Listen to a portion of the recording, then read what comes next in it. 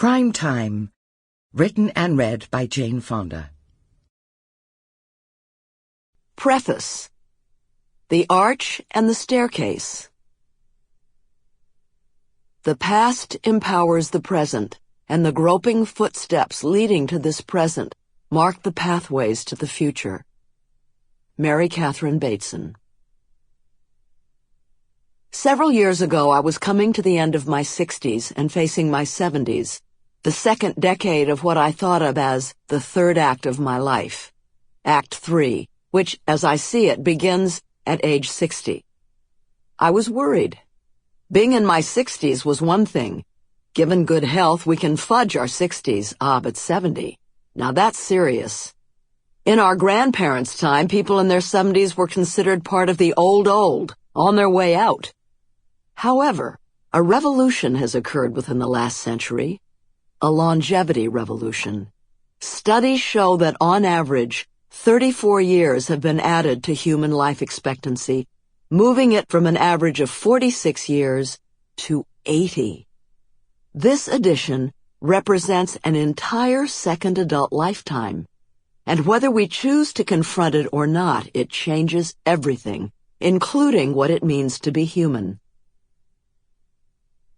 Adding a room.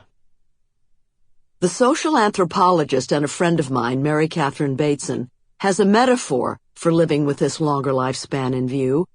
She writes in her recent book, Composing a Further Life, The Age of Active Wisdom, "We have not added decades to life expectancy by simply extending old age.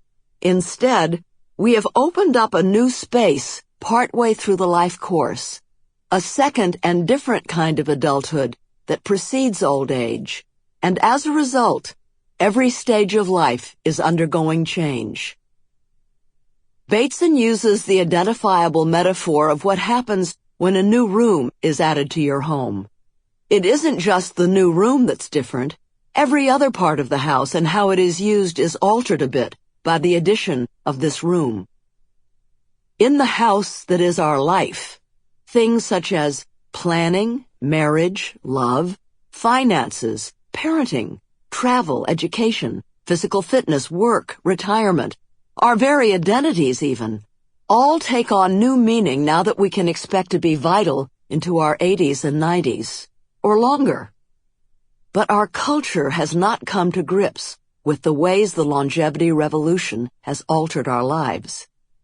Institutionally, so much of how we do things is the same as it was early in the 20th century, with our lives segregated into age-specific silos.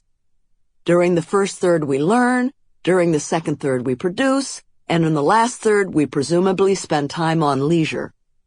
Consider, instead, how it would look if we tore down the silos and integrated the activities. For example, let's begin to think of learning and working as a lifelong challenge instead of something that ends when you retire. What if the wonderfully empowering feeling of being productive can be experienced by children early in life? And if they know from first grade that education will be an expected part of their entire lives? What if the second traditionally productive silo is braided with leisure and education, and seniors with 20 or more productive years left can enjoy leisure time while remaining in the workforce in some form and attending to education, if for no other reason than to challenge their minds? Envisioned this way, longevity becomes like a symphony, with echoes of different times reoccurring with slight modifications as in music across the life arc. Except that we don't have the sheet music to this new symphony. We, today's boomers and seniors, are the pioneer generations, the ones who need to compose together a template for how to maximize the potential of this amazing gift of time, so as to become whole, fully realized people over the longer life arc. In attempting to chart a course for myself into my 60s and beyond, I found it helpful to view the symphony of my own life in 3 acts, or 3 major developmental stages.